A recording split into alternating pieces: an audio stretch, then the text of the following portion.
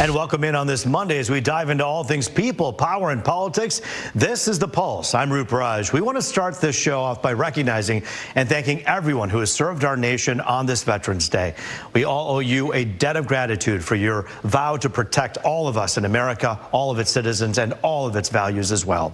And while the government was closed to mark this special day, there was still a lot of political news happening. In fact, President-elect Trump's cabinet is starting to take shape at this hour. Who's in from his previous term, and the new faces joining as well. And the economy was one of your biggest concerns this election. So we're talking to an economist about what the president-elect's policy could end up looking like, its impact on groceries, the auto industry, and your bank account. Financial planner Dan Casey is with us in just a few moments. And on this Veterans Day, we start at Arlington National Cemetery, where President Biden took part in this somber ceremony. He, along with First Lady Dr. Jill Biden, Vice President Harris, and Second Gentleman Doug Emhoff taking part in this wreath-laying ceremony at the Tomb of the Unknown Soldier. The president spoke following this ceremony. The last time I will stand here at Arlington as Commander-in-Chief. It's been the greatest honor of my life to lead you, to serve you, to care for you, to defend you, just as you defended us, generation after generation after generation. You are the greatest fighting force, and this is not hyperbole, the finest fighting force in the history of the world. Now, this is the first time Biden and Harris have appeared together publicly since the VP lost the election last week, and I bet many people would be wondering what those pictures would be saying and what conversations were happening behind the scenes. Now to political news. We have to get you up to date on some of the stories you might have missed over the weekend, but we're going to do that in a minute. But in this spirit, we were curious, what did you do to take a break from political news this weekend? We don't have to tell you. Last week was a pretty long one. So here now, a pulse check. Keep our minds off of politics. We are getting together with friends and having some drinks and enjoying downtown Detroit. What I'm doing to not focus on politics is I'm here thinking about science at a science conference and hanging out with my friends. Well, I wish I could say I wasn't getting any more texts to my phone, but they still seem to keep rolling in. And to be honest with you, I think the biggest thing is just to not shy away from it and deal with it a little bit and be open to talk to people. There's a lot of people that are hurting, and then there's a lot of people that are very happy. And it's myself, I don't love the polarization, but I like to meet people where they are. We like to think this show is a place where people can meet everybody where they're at, and it's an important conversation that does continue after November 5th. And in our In Case You Missed It segment, it includes former vice presidential candidate Tim Walz speaking, plus who won't be part of the Trump administration. That's all coming up in just about 20 minutes. Now, we told you all year how the Arab American vote could play a key role in who wins Michigan and the election. And now we're really getting a closer look at how Dearborn helped President-elect Trump flip Michigan back to red. Check out this graph the Associated Press put together. President-elect Trump is the first Republican to win Dearborn since George W. Bush won it back in the year 2000. Now, after that, it's been straight blue until this year. You can see it all the way from here where Bush won. Then it was Kerry, Obama, Clinton, Biden. In fact, VP Harris got less than half of Biden's 2020 votes. Think of that. And third-party candidates got roughly 20%. Think about that as well, of the votes this year as well. So those third-party activists, the Jill Stein voters, the others, they really made an impact here, but so did the many people who voted for Donald Trump instead of Harris. Many Arab Americans were frustrated over the Biden administration's policies with the war in Gaza, and Harris wasn't able to separate herself from that. And some say they backed the president-elect after he visited a few days before the big vote, shook hands, pat people on the back, had conversations. How much does that matter? Obviously a lot. Well, we're a couple of months before President-elect Trump takes office now, but we're already learning about who will fill some of those key roles in that administration. First off, remember this guy? Longtime advisor Stephen Miller will be the deputy chief of policy in the new Trump administration. Miller is a hardliner on immigration and was a senior advisor in Trump's first term.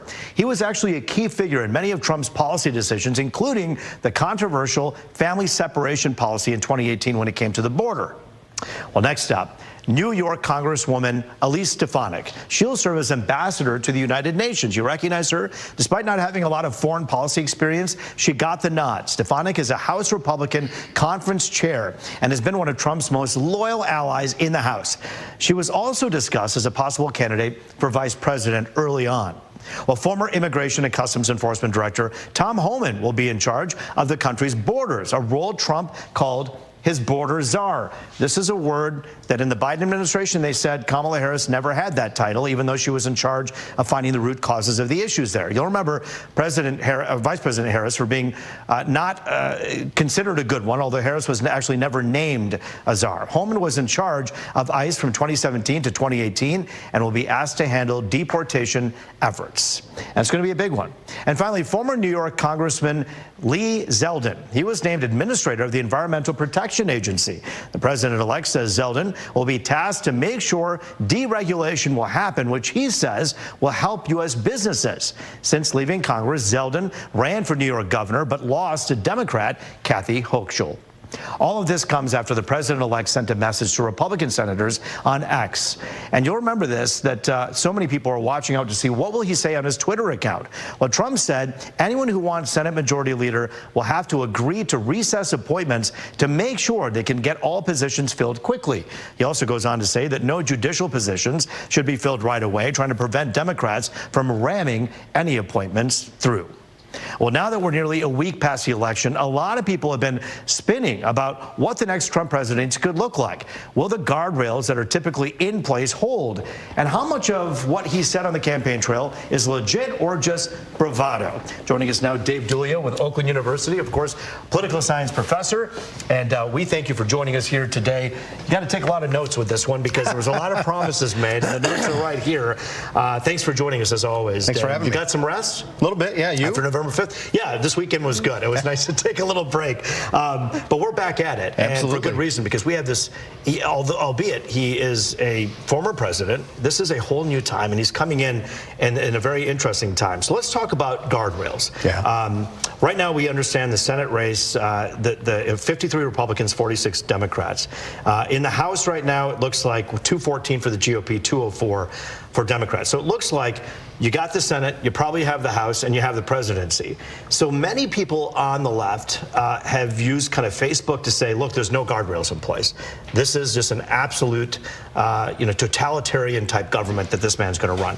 Why is that not true, given what you see? Well, let's go all the way back to the late 1700s, because while the framers of the Constitution were imperfect men, they were also brilliant, and they foresaw these types of things. So I think one of the most important, one of the most brilliant elements of our system is a phrase that everybody has heard growing up, probably in civics class in high school: checks and balances, right? Our system is one of shared powers where not one branch has total power over the others. They are interconnected, they are intertwined. So to your point about the Congress, right? Republicans, yes, they're going to have control of both chambers, but number one, they are going to have incredibly thin majorities. So it's going to be difficult in the House of Representatives. Republicans are going to have to keep all of those members in line, which usually happens in the House, but it's the Senate where it's really going to take probably a different, maybe appear different, right? Because while they're going to have 53, maybe 54 votes, because of the way the Senate does its business and the rules that are involved, it usually takes at least 60 votes to do something controversial. So number one, the Congress and its rules, the president needs them to buy in. Number two is the courts. And President Trump found this out a lot during his first administration. The courts have not been shy about telling presidents when they have overreached, when they have gone beyond their constitutional or statutory power. But when you have a 6-justice conservative majority in the court right now, and we saw what happened with Roe v. Wade, and these were, according to many people, the wishes of so many in the GOP who wish that that would happen, and then you have that happen, now you have a conservative court, you have a conservative Senate, you have a conservative House, you have a conservative president. Talk about what happens when these cabinet members need approval. How easy will it be for President-elect Trump or President Trump to finally do that? Oh, I think the cabinet will get through with a lot of ease. I mean, the folks you talked about in the open there are not controversial in sort of the general Republican sphere of influence, right? And I think you'll even see in the Senate they will get some Democrats to vote for them. But like Stephen Miller, for instance, is very controversial because of his policies around the border and whatnot, right? He and Homan are probably the most extreme of the ones that have been mentioned so far, and you know, it's important to note that Homan had given this title of border czar, which is an informal title that will, excuse me, not require congressional approval. And I don't think, I could be wrong, but I don't think Deputy Chief of Staff for Policy will require it either. So there are going to be some who are going to be able to be President Trump's advisors without any congressional weigh-in in terms of the Senate providing advice and consent. So let's talk about what happens in the state, because we know that if you look at history, for instance, even if you look at former President Obama, Texas during his two-term presidency ended up suing like 48 times because of policies that Obama wanted to put into place. And the state of Texas is like, hold your horses here. We're not going to let that happen. So the states also have tremendous power here. I know Democratic states like California, Governor Newsom is basically saying they're going to fight like crazy anything that comes their way. How does that work? Well, I think and I think you could find a lot of Democrats in Michigan hoping for and thinking that Attorney General Dana Nessel is going to do the same thing for the next 2 years. It's like anything in the United States when there's one party that does something that another one doesn't like. In this case, the federal government doing something that maybe the state government doesn't like. They sue each other, right? So it's and that holds things up, though, right? I mean, if you're President Trump and you want to push things through, even with the Senate's blessing and the House blessings, if you get lawsuits from these states, it's going to be held up in court for a while. It depends, right? I mean, it could be that the first court that hears it puts a stay on it or puts a temporary injunction on it, and that would hold. That would prevent something, I should say, from going into effect. But there are others that they might let continue until the case plays out. I think a lot of this is just uncertainty and unknown, and a lot of the answers to the questions that folks have are going to be, it depends. We literally 10 seconds left. You're a very neutral person, and you always have been. No one can guess your politics here. The guardrails are gone. What do you tell someone who says that? Not a chance. The guardrails are in place, and they are incredibly firm. Strong as the people who constructed this Constitution wanted it. Most definitely. Dave Dooley with Oakland University. We're not through, my friend. Let's continue to talk through the weeks and months to come. Thank you for your time as usual. Up next, to quote James Carville, it's the economy's stupid. That's what influenced a lot of votes, and that's what's driving our conversation next. Food and housing prices, the auto industry, your bank account, how the Trump administration's policies could impact it, and what about those tariffs? We're talking about it next on The Pulse. Thank you.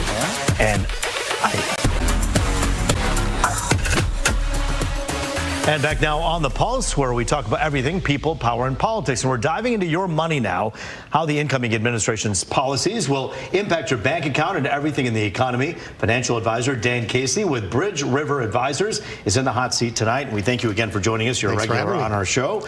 And you take a nonpartisan, objective look at how all of this stuff impacts us. Yes. Let's talk a little bit about where we are because of what happened with the economy. Voters took their frustration out at the polls. According to an AP VoteCast survey, 3 out of 10 Americans, and they polled like 120,000 Americans, 3 out of 10 said their family was falling behind financially. And that drove a lot of people to the polls. That didn't surprise you, did it? It did not. No, inflation affected a lot of people. And it compounds, right? It was, spiked to 9% in 2022. And like I said, it compounds. So it affected everybody from groceries to, home goods to cars to insurance. And it really added up, and it really really affected people. I want to ask you about this because we heard former President, we should say President Biden, soon to be former President Biden, but President Biden say, hey, it's corporate greed, it's corporate greed, it's corporate greed. The grocery stores are driving up prices, inflation's down, but you're still paying more. Do you believe there could be some truth to that when you look at some of the prices for some of the stuff people are paying for, still 19% higher than before inflation? Yeah, so anytime there's inflation like that, it's always a mismatch between supply and demand. So, you know, we saw it with supply and demand with money. It's what caused a lot of the inflation, you know, more supply printing of the money. During COVID, we had the supply shock, so there was a mismatch between the supply of goods and the demand for them. So I think that added a lot to the price that had to be increased just because of the mismatch of supply and demand. Yeah, and there was a lot of spending that took place in the last 8 years under both Trump and Biden. Yeah, but Biden certainly had a heavy hand in this. We're talking about, you know, the Inflation Reduction Act, which ironically had a lot of green energy and other stuff in there. 1.7 trillion. It just was spending, and that's going to drive inflation up. Let's talk about moving forward now. You hear a lot about Mr. Trump, the president-elect, talk about, hey, I want to do 60% increase in tariffs on China and then impose a universal tax of 10 to 20% on all their other imports. Isn't that going to cause inflation, or will that be an issue? It's not as simple as a tariff will cause inflation. 60%, that's kind of hard to avoid an inflationary pressure for sure. 10 to 15%, not so much. So we saw last time when we did tariffs, China was not doing very well at their economy. So they did absorb some of those costs because they still want to sell things to us. So they did absorb some of those tariffs. And as it so happens right now, China is, again, going through some issues. So I think if we keep it to 10, 15%, they, again, will probably absorb a lot of it. Talk about what that means when you say absorb a lot of it. What will China end up doing to swoop that in? So if it's, like, let's just say 10% tariff, that's a 10% tax on the imports coming from China. So they will, instead of passing that on and raising the prices, they'll absorb some of those costs, keep prices maybe somewhere in the middle so that it's not necessarily so inflationary as people might think. You know, we talk a lot about cars and what President-elect Trump wants to do here is say, hey, we want to drive up the economy in America. So if you tariff these Chinese imported cars, manufacturing will be spurred in America. What are your thoughts on that? Yeah, so and that's potentially what could happen, or of one of the many factors that happens when you do put in tariffs. So yeah, they can either go to U.S. manufacturers, because now it's priced better, perhaps. Or a lot of times, if you're domestic and you have overseas industrial plants, you might bring those back domestically to avoid the tariffs. So it can bring back businesses back here, increase jobs, that's the idea. And really help spur the economy even more. And we should point out that a lot of the Trump-era tariffs, Biden actually remained. And so he continued that. So for anyone to say, oh, the tariff is a Trump thing is absolutely false, because if Biden didn't like him, he could have gotten rid of him, but he didn't. Absolutely. Let's talk about another challenge that Trump faces right now.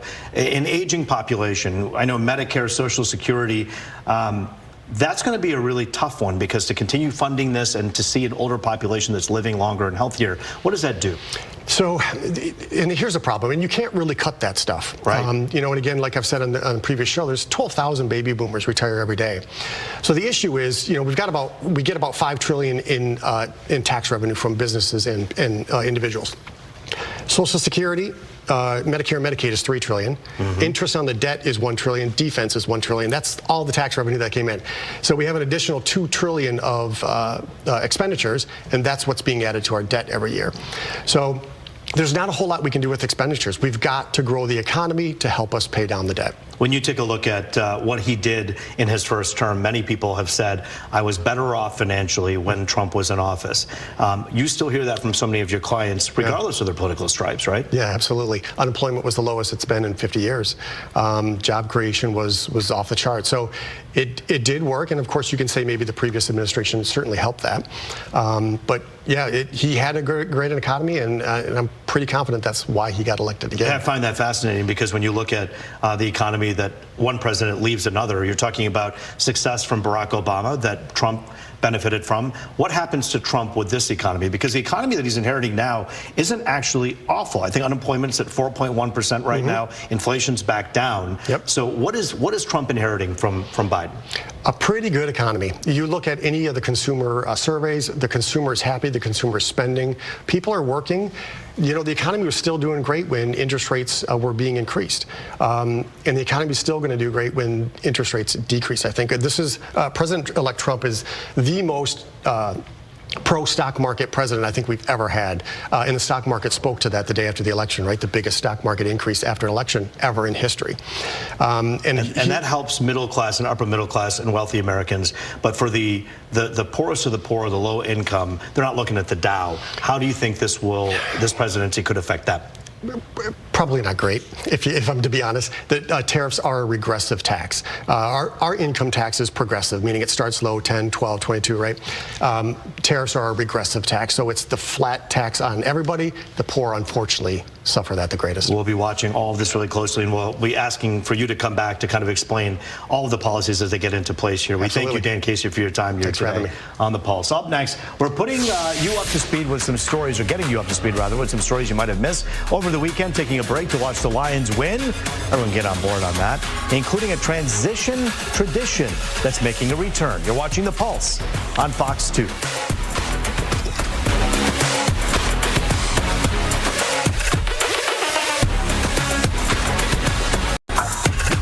It is People, Power, and Politics on this, your Monday night. Thanks for staying up late with us here on The Pulse. And let's face it, a lot of you probably took a huge break from political news over the weekend.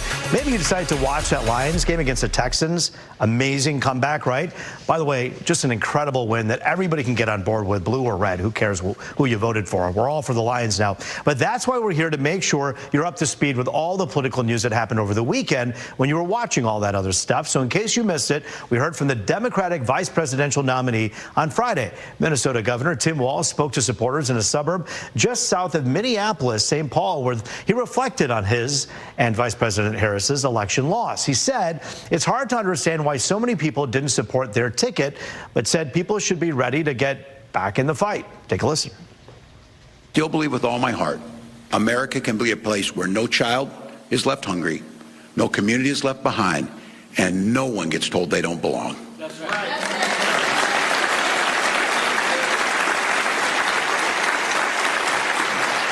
And the reason I believe it so strongly is I've seen it with my own eyes, because it's happened right here in Minnesota.